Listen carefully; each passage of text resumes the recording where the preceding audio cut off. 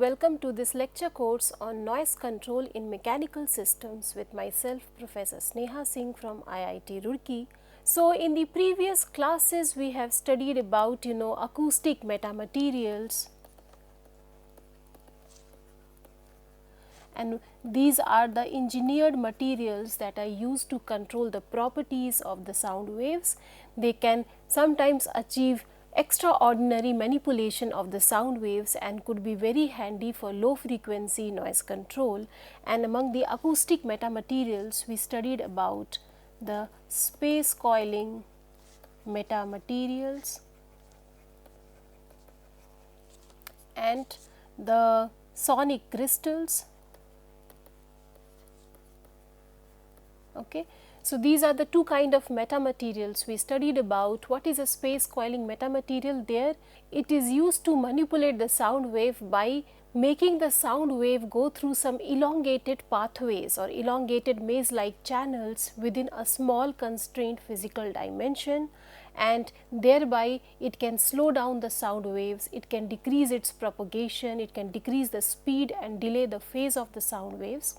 And then we had sonic crystals, and sonic crystals are a periodic arrangement of some scatterers. Scatterers are the solid materials that have a high impedance and can scatter most of the sounds that are incident on them. So, they have high transmission loss material. So, most of the sound wave gets reflected and scattered using these scatterers, that is the name of it. So, it is a periodic arrangement of the scatterers embedded in some kind of acoustic medium such as air. You can have like steel cylinders placed periodically in air, steel plates, then aluminum rods, etc. placed periodically. They can all form a kind of sonic crystals, and they also can be used to control sound waves to various phenomena such as the Bloch's theorem. Then we have the Bragg's scattering effect that leads to constructive and destructive interference among the reflected waves. Then we have the local resonance phenomenon that also contributes to a high transmission loss when the sound waves pass through these sonic crystals. Okay, so today we will see some numerical problems based on the concept studied in acoustic metamaterials, especially space coiling metamaterials and sonic crystals. So, the first problem here is that you have got, this is a sonic crystal. It shows a top view or the layout of the sonic crystal, where this is your scatterer and it is embedded in this host medium which is air. Okay. So, it is steel cylinders with isosceles triangular cross section. So, this shows a isosceles triangle. This is an isosceles triangle. This is the cross sectional view of the steel cylinders as seen from the top. It has an isosceles triangular cross section arranged in a 2D square lattice in the air. Find the filling fraction of this sonic crystal. So, just like in a crystal, any kind of crystal, you have the filling fraction, or in any kind of composite material also this filling fraction is a term that is used. This term can also be used to define a sonic crystal. What is meant by filling fraction is that the net volume occupied by the scatterer divided by the net volume of the crystal. So, because if the height of the crystal is the same, then the volume can then be represented by the area for a 2D sonic crystal. So, ultimately the volume of space, okay, so you have to find the filling fraction. For a sonic crystal, it is defined as the volume of space occupied by the sonic scatterers divided by the volume of space occupied by the sonic crystal. So, for this one you can take a primary repeating unit. So, just like how you solve for the porosity of a perforated panel, in the same way you can have a primary repeating unit, and the sonic crystal which is a really large, almost an infinite array of these scatterers can be boiled down to a repetition of this repeating unit. Okay, this is the primary unit. If you repeat it in the two directions, you will end up getting the complete sonic crystal. So, if you can find out the filling fraction of this repeating unit, okay, the one that is enclosed within the red dotted square, if you repeat this in these two directions, okay, if this unit is repeated in the two directions like this, you end up getting the complete sonic crystal. Okay. you repeat this unit in the two directions and you end up getting the complete sonic crystal and so on. So, if you can find the filling fraction of one single unit, the same goes for all the other units. So, you can find out the filling fraction of the overall sonic crystal. Let us see in what happens in this one repeating unit. So, here is your sonic crystal and we have taken out a repeating unit which is made by joining the centroids of the four scatterers like this. This is your repeating unit. When this is periodically repeated in the two directions, you end up getting the complete sonic crystal. So, here in this repeating unit, what is it? You are having, the volume given the height. Okay, so this is a 2D layout, you can extrude it in 3D. So, the height of the scatterer and the height of the fluid medium would be the same. So, volume would be the cross sectional area multiplied by the height, and because height is same for both the scatterer and the crystal, the height is the common factor which gets nullified from the numerator and the denominator of this equation. So, ultimately what you get, area of scatterer multiplied by the height of the scatterer and the area of the crystal multiplied by the height of the crystal. This is the same for both. So, the filling fraction then becomes the area occupied by the scatterer divided by the area occupied by the crystal. Okay. So, it is simply the area occupied by scatterer. For a 2D crystal this is the case, not for a 3D or a 1D crystal, but for a 2D crystal this becomes area occupied by the whole crystal, whole sonic crystal. So, in this case, it is the area occupied by the triangles. These triangles represent your scatterer and the white portion represents your host medium. So, the area occupied by the triangle divided by the area of the square, because this is the area of the repeating unit. So, how much area of the triangle in this unit divided by the total area of the square? If you see here, you are joining the centroids of these four triangles in the first unit. This is the first unit, which is this portion of the triangle. From the second unit here, from this triangle we are getting this one. Similarly, from this triangle we are getting this unit. Similarly, from this triangle we are getting this unit, and from this triangle here we are getting this unit. So, within a square these four units, these four portions of a triangle are present. When you combine these four portions out of symmetry, what you see is that together they make up a one full triangle. Okay. So, the overall area occupied by one triangle is simply the sum of these portions, which is ultimately the complete triangle in itself. So, there is one triangle present per primary unit, and this is an isosceles triangle. You can find out its area. Let us find it out. Let us say this is our isosceles triangle. Okay. And the dimensions that were given to you for this one is 5 centimeter is the base, and the angle is, the equal angle is 60 degree. Okay. So, let us come here, this is 5. Okay, right now I am not writing the units because the units anyways will get cancelled in the filling fraction formulation. So, 5 is the base, 5 units. So, half into base into height, the area of this triangle would be what? It would be half into the base into the height of the triangle. Base is already known, which is 5. Okay. Let us find out what is the height of this triangle. This is given to be 60 degree. Okay. So, in this triangle here, now the property of the isosceles triangle says that when you are dropping a perpendicular to the base, okay, the base is the one which is the unequal side of the isosceles triangle. Okay. So, if you are dropping a perpendicular from the opposite vertex to the unequal side of the equilateral triangle, then it is a perpendicular bisector. It will bisect the side into half. So, basically what it means is that the length of this portion and this portion would be same, okay, by the property of isosceles triangle. So, if you take any one triangle here, any one right angle triangle, so what you get, this is your H. Okay. What is H? So, let us see this triangle here.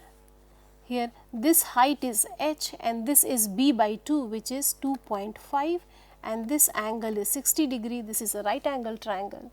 So, H by 2.5 is tan of 60 degree. Okay, the property of the trigonometrical property. So, that means that the height of the triangle is 2.5 times of tan 60 degree, which if you calculate comes out to be 4.33 units. So, now the area of the triangle, area of one triangle is half into the base, which is 5 into the height, which is, so you get this as units, and the area of the square of the repeating unit. Okay, over here if you see, what would be the area of the square? You see that the square is made of a side of 10 centimeters. Okay, so simply 10 into 10 will give you the area, 100 units. So, the filling fraction would be what for this sonic crystal? It would be the area of this triangle, which is this, divided by the area of the one square. So, this gives you the area of the scatterer by the area of the whole crystal, which is in percentage you can write it, or you can write it as a fraction as 0. Both ways the answer is correct. Okay. So, this becomes your answer. Okay. So, let us see another problem here. You have to find the period of the Bloch wave generated in the following sonic crystal when the plane wave front is being incident. So, now there are three conditions given. So, this is your sonic crystal, this dotted line means so on. So, just a portion of the sonic crystal is given. You can imagine that this is extending in the 2D in a large format. Okay. So, here what is given is that it is made up of circular scatterers. Okay. These are the scatterers of the sonic crystal, and this is your host medium. Okay. The scatterers are circles of diameter 4 units, and the spacing is given as that the spacing in the vertical direction between the centers of the two scatterer is 10 units, that is given to you. Now, you can find out what would be the spacing between the centers of the two scatterers here. It would be 4 plus half of this plus half of this, 4 plus the radius of one scatterer plus the radius of another scatterer, or 4 plus twice of r, which would be 8 units. Okay. So, the horizontally the distance between the center of the two scatterers is 8 units, and vertically it is how much? It is 10 units. Okay. So, this becomes your 8 units, 4 plus twice of the radius. Okay. So, when the plane wave front is incident, by Bloch's theorem, that Bloch waves are generated in the sonic crystal. You have to find out the period of this Bloch wave. When the wave is being incident along the x axis is your first case, then a y axis and xy axis, which is given here. Let us find one by one. So, for the part A, okay. So, over here for the part A, because the plane wave front is incident, so by Bloch's theorem,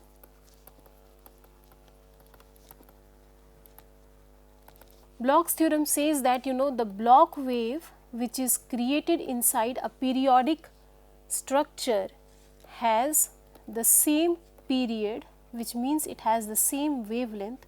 The spatial period is the wavelength. So, this Bloch wave has the same wavelength or the same periodicity spatially as the period of the structure. How periodically the properties of the structure are changing, in the same way that same period will be there of the wave in itself. So, let us see what is the period of the structure in the x direction. So, when the wave front is incident along the x axis, which is your part A, when the incidence is along the x axis. So, the wave that would be created when it is passing through would be, this shows the wave along the x axis. Okay. So, here as per the Bloch's theorem, the wave will have the same period as the periodicity of the crystal, which means that this could be one such wave. Okay.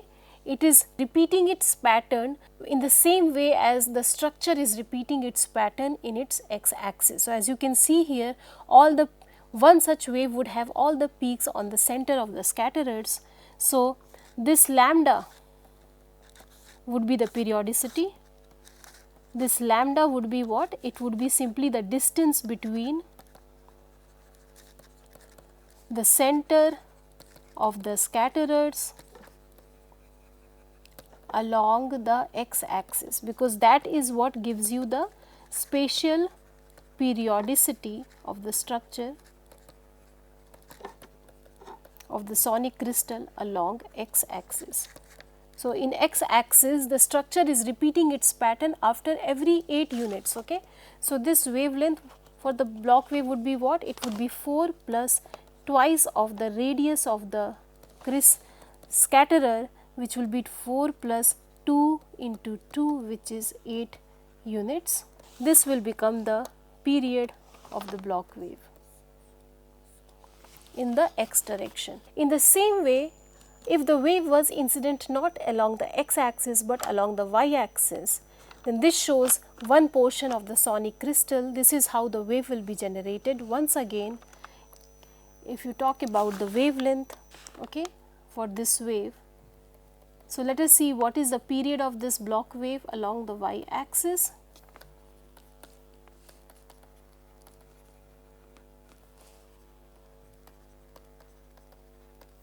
Okay. So, what will it be? This lambda for the y axis would be what? It would be simply the spatial periodicity of the structure along the y axis. So, what is the net period after which the structure is repeating its pattern along the y axis? And as you can see, after every 10 units the structure repeats its pattern, that is the periodicity. This is your periodicity. Okay. The structure is repeating its pattern after every this distance. So, this lambda would be 10 units. Okay. Okay. So, here you had 8 units becomes the wavelength of the Bloch wave along the x axis. The wave only propagated along the y axis. The wavelength would be 10 units because it corresponds to the what is the unit after which the structure is repeating its patterns. In the same way, suppose when the wave was incident along the x equals to y axis. Okay. Part B, incidence along x is equal to y axis. So, now again you have to find, basically what you have to find is that the lambda would be the minimum length or distance after which the sonic crystal repeats its pattern along the x equals to y axis. So, just like in the previous case you were seeing after what distance the structure repeats its pattern, what is the minimum distance after which the sonic crystal is repeating its pattern along the x axis or the y axis. Here also it would be the minimum length. So, just want to clarify here. Okay, spatial periodicity, and this was a spatial distance or the minimum distance after which the structure is repeating its pattern. So, in this case if you see here, the structure does not repeat the pattern because here 10, here this spacing is 10, whereas this spacing here is 8. Okay.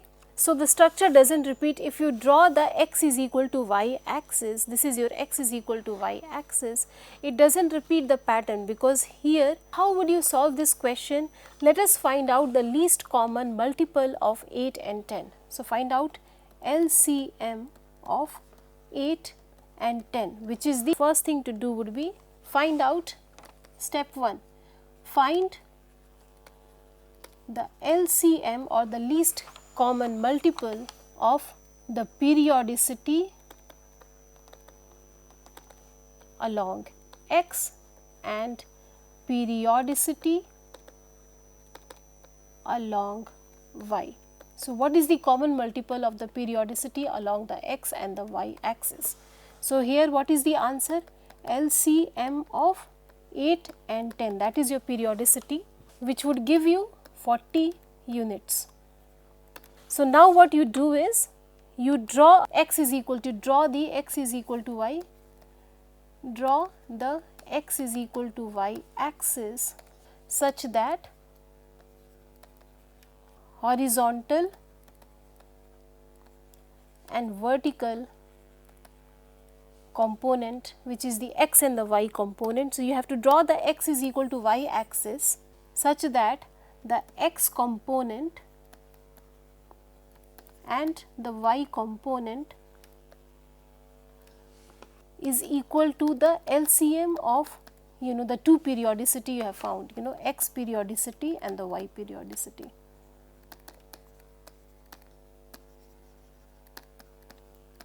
So, what it means is that essentially from here, let us say we start from this point and we measure a length of 40.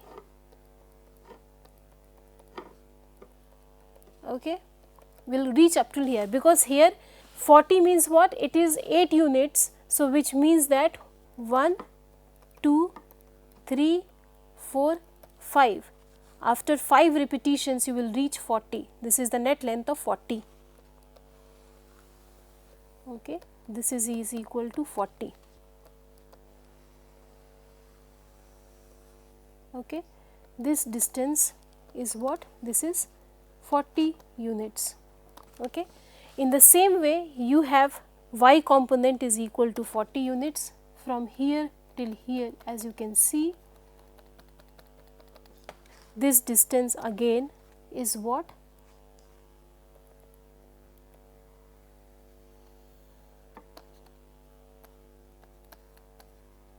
40 units.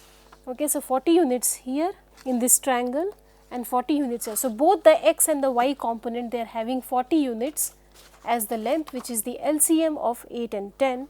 So, and then you draw the line joining the two, you will get an x is equal to y axis, obviously because the x and the y component are the same. So, it is an x is equal to y axis, and what you see is that we started from the center of the scatterer. Okay, and then we covered a whole pattern. We are not seeing a repetition in the pattern, because here it has passed from the center of the scatterer here over here, and then it is passing from somewhere below, then exactly below, then somewhere above, and then finally when you reach here, it again passes from the center of the scatterer, and then the whole thing will repeat and so on. So, again after these length, the pattern will repeat. So, it started from the center of the scatterer and then went through the different kind of variations, and once again it reaches the center of the scatterer here. So, when we have drawn that, what will be the answer? The answer would be simply then the length of the x is equal to y axis for the above line will give you the periodicity. So, in our case what it would be? It is a right angle triangle with this being 45 degree. Why? Because it is an x is equal to y axis. So, it would be 40 into root 2 by the Pythagoras theorem. Okay, this would be your spatial periodicity, 40 root 2 units. So, that is your periodicity. So, what you see here, that after every this distance,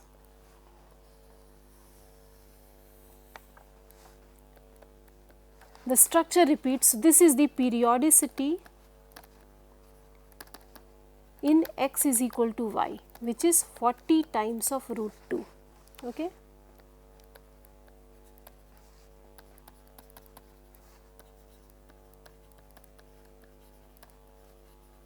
Okay. So, this is the length after which the structure is repeating its pattern along the x is equal to y direction. It started from the center of one circle or the center of a scatterer, and after the various kind of non-changing patterns, it again reaches the center of the scatterer, and then once again the pattern repeats in this direction. So, this is how you get the 40 root 2, that is the periodicity in the x is equal to y axis. So, what you do here, you find the least common multiple and then you draw a triangle such that the x and the y component is equal to that least common multiple, and then you draw the x is equal to y axis, and the length of that hypotenuse or the length along the x is equal to y axis such that the x and the y component become the LCM will give you the periodicity in this direction. So, as you can see here, the pattern starts repeating from center of one scatterer it started, and once again it reaches the center of another scatterer. Now, let us see the problem 3, which is what should be the spacing between scatterers of a 1D sonic crystal where each scatterer is a steel plate of large cross section and 10 centimeter thickness such that it attains perfect cancellation of reflected waves at this frequency, and then second part is attains maximum reflected waves at 450. So, let us start here. First of all, let us see what this scatterer looks like. So, what should be the spacing between scatterers of a 1D sonic crystal made of a steel plate of a large cross section and 10 centimeter as the thickness. So, let us say this is your side view I am showing you of this. So, this would be the 3D view, these are the plates and so on which are arranged in the 3D view. But in the 2D, what would it look like? If you look from this side here, this side view would look like what for this sonic crystal? It would look like this, these are steel plates of a certain thickness which is given to be 10 centimeters. So, you would have a 10 centimeter steel plate. This is your scatterer that I am showing with the red, and the white portion represents the air or the host material.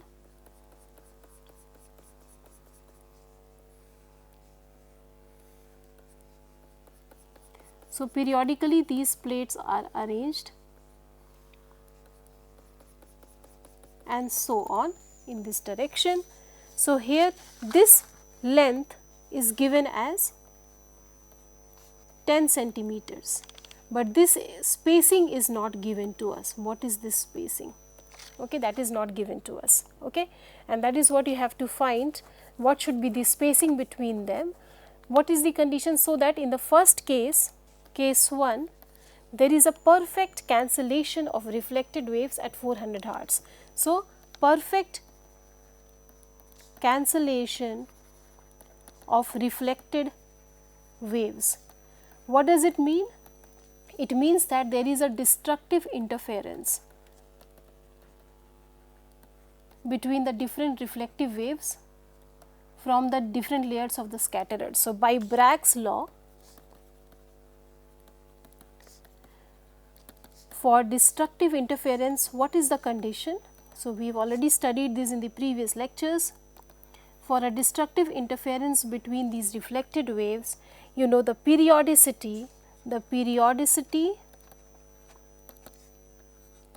of the sonic crystal, which is A, should be odd multiples of lambda by 2 will give you this thing. For normal incidence, sin theta is equal to 1. So, ultimately the condition that you get is that twice of A is an odd multiple of lambda by 2. So, the lowest case we will consider. So, for lowest case, the 2A should be equal to lambda by 2. This means that the periodicity should be lambda by 4. That is your condition, so that there is a destructive interference between the reflected waves and they get cancelled out. Okay? So, A is equal to lambda by 4, there is a destructive interference. So, A is lambda by 4 and you are achieving this at 400 Hz. So, let us see what is this. For part A, the periodicity should be lambda by 4, which is C by F into 4, lambda is C by 4. So, taking a 340 meters per second as your speed of sound in the air at room temperature, if you solve this, you will get the answer as 21.25. So, this is in meters, okay? This is in meters. So, answer you will get is in centimeters, it's 0.2125. So, that is your periodicity, okay? So, what it means, what is the periodicity here? The periodicity is this value. This is your A, okay? After every A units, the crystal is repeating its pattern. So, if you see here, again this is your periodicity A. So, in this what is A? A is simply the spacing S plus 5 plus 5, okay. So, A is what? It is 5 plus the spacing between the cylinders plus another 5, okay. So, 5 units here, okay. So, 5 units here and then some spacing S and then another 5 units. That gives you the net periodicity. So, it is S plus the thickness overall or simply you can say S plus the thickness of the plate, and this should be 21.25 centimeter. So, you have to find the spacing, it would be 21.25 centimeter minus the thickness in centimeter, which is given to us as 10. So, ultimately the spacing would be 11.25 centimeter is what it is, the spacing between the steel plates. That is what has been asked to us. What is your spacing? This becomes your answer for the first case. In the same way you can solve it for the second case. For the second case it has said what would be the spacing if the sonic crystal is able to attain maximum reflected waves at 450 hertz. For maximum reflected waves, okay, let us solve again. So, for maximum reflected waves, the reflected waves must constructively interfere. Okay, so for maximum reflected waves, if they are constructively interfering, then the amplitude is going to shoot up, it is going to rise. That will be the condition for maximum reflected waves. Therefore, by Bragg's law once again, for constructive interference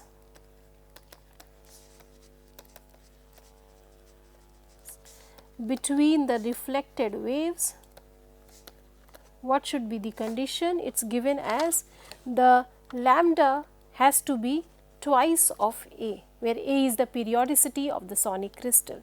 So, this implies that your A has to be, okay, lambda has to be here, lambda by 2 was, A was lambda by 4 in previous case, here it is lambda by 2. Okay. So, lambda has to be twice of A, so which means that A has to be lambda by 2. This means that A is what? It is your spacing between the cylinders plus the thickness, which is lambda by 2, which is 340 divided by the frequency. The frequency in this case is 450 hertz for the second part into 2. So, this value comes out to be, if you solve it, as 37.78 centimeter. This implies that the spacing between the steel plates for this condition would be 37.75 minus the thickness of the cylinders, which is 10. So, which is 27.78 centimeters. This is your answer for the second part, part B. Okay. So, like this you can find out the various conditions for attaining constructive interference or destructive interference between the reflected waves from the sonic crystal. Let us solve the last question for this lecture here. A cross-sectional view of a space coiling metamaterial is given to you, and this shows the cross-sectional view. The wave enters from this end, goes through this elaborate pathway and is finally reaching here. So, that is the pathway it is taking. What you have to find out what is the effective length of the wave propagation along the sonic crystal. So, let us see what is the kind of pathway the wave takes. You can refer to one of the papers published by us, where an isosurface analysis was done to see that the wave goes like this and then takes an elliptical or a circular kind of a path along the turn and simply reaches here. So, this is the pathway the wave is taking. It starts from here. So, once the wave is incident on this, the dotted arrows, they are giving the path of the sound wave propagation. So, the sound wave enters from this particular end and then it takes this pathway in the space coiling metamaterial. So, let us see what would this be. It would be, so here the total length, the effective length of wave propagation inside this would be the summation. So, this is going to be the summation of the linear paths and the circular paths. So, it would be the sum of the linear paths plus the, so the sum of the net paths. So, we have to find the length of this total path. So, we can break it down into the linear paths plus the circular paths. The sum of the linear paths and the circular paths. Let us find the linear path first. So, here let us see what is this length.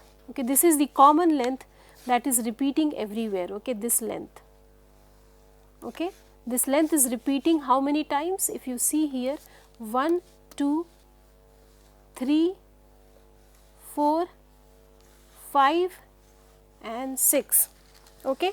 So, here, so for a generic number of turns is equal to n. So, here the number of folds are 1, 2, 3, 4, 5 and 6. In this case n is 6. So, it is repeating 6 times for every turn. So, for a generic case, let us find out for a generic case for n number of turns, this is going to repeat n number of times. So, what is the length of this particular thing? If you see here, this total length is h, and then the width, this distance here is a. Okay, it's a. So, a units from here. So, h minus 2a is going to give you the length of this. Okay, total h minus twice of a. Okay, a units removed from both the ends. So, n times of h minus 2a will give you the length of this particular repeating linear path, is the length of this, and it is repeating n times. So, n times of that plus this is the remaining pathway, this green thing over here. So, this is the portion remaining. So, we have already accounted for all the linear paths, which is n times of h minus twice a, which is this length here. Then we have to see what is the length of this one from here till here, this path, which occurs twice. Okay, once at both the extreme ends, this extra length is happening. So, it should be twice. So, plus twice of what is this? This is a unit. So, twice of a. So, the red portion and the green portion together, they make up your the linear paths. So, the sum of the linear path comes out to be these two terms here. Okay.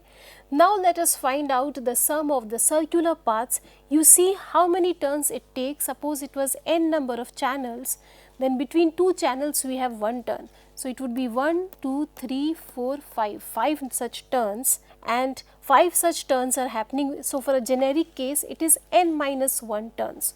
Okay. So, n minus 1 times this kind of circular turn is happening. Okay. So, this is n minus 1 times. Okay. Let us see one circular path and see what is its total length. This is your one circular path. Okay. So, here this thickness is t. Okay. This is a t thickness. So, let me give you an elongated view. This we have to find. Now, let us see the sum of these circular paths. Let us see an elongated view. This was your slab of thickness t. Okay, and the wave is turning like this, and between two slabs this is your A. Okay. So, what you see here is that if we can divide this into 3 portions, first portion is a circular sector, then we have a linear line like this. Okay. And then again we have that same circular sector. Okay. So, what is this? If you see here, okay, here this part has a length of, this angle is 90 degree, or it is the quarter of a circle. So, the net circumference of a circle is 2 pi r. Okay, 2 into pi into the radius. So, this is quarter of that. So, this should be pi r by 2, isn't it? It should be pi r by 2, okay, or simply pi by 2 times of the radius of this circular thing. And what is the radius here? This radius is a by 2, okay. So, this length would become then pi by 2 times of a by 2, okay.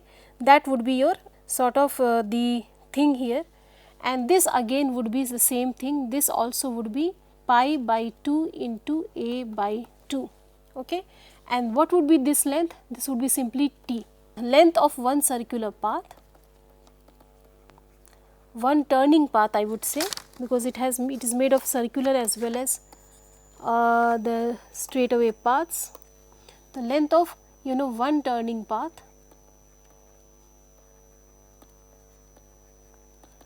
is pi by 4 a plus pi by 4 a plus t, or it is totally, what you can say is it is pi by twice of a plus t. This becomes the length of one turn. And how many turns we have? We have n minus 1 turns. So, the sum of all turning paths would be n minus 1 times of this thing. Okay. So, this we have found. So, the net L effective then would become what? The sum of the linear paths, which is this thing,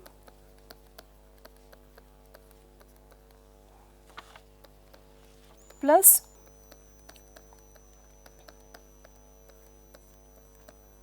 this is your net L effective. Okay.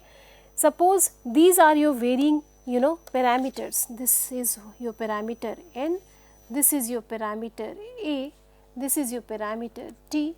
So, we can separate it into these parameters and see. So, if you solve it further, you can either leave it here or you can see how it changes with respect to n, a and t. Then what you see here is that if you solve it, you can end up getting this answer. So, n plus h plus, let us see what is its variation. So, its variation with respect to h is simply n times of h, and with respect to t it is n minus 1 times of t.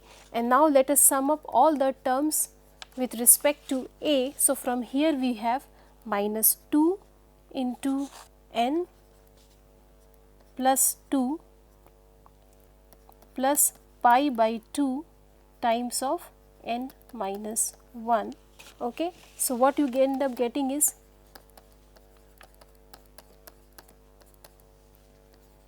if you take out the common factor as n minus 1. So, from this what you get is it is minus twice minus 2 of n minus 1 plus pi by 2 times of n minus 1. So, ultimately your answer would become n h plus n minus 1 times of t plus, with a you will have pi by 2 minus 2 into n minus 1. Okay. So, that would be the net effective length, and this is how it varies with respect to h, t and a value. Okay. So, what you see from here is that you can change the length of the pathway by simply increasing the number of folds or increasing the number of n, or you can increase the thickness of the slab, you can increase the a, similarly you can increase the h parameter, and this is how you can change the effective length, and accordingly you can change the frequency of resonance, and you can tune in the performance of a space coiling metamaterial. So, with this I would like to close this lecture. Thank you for listening.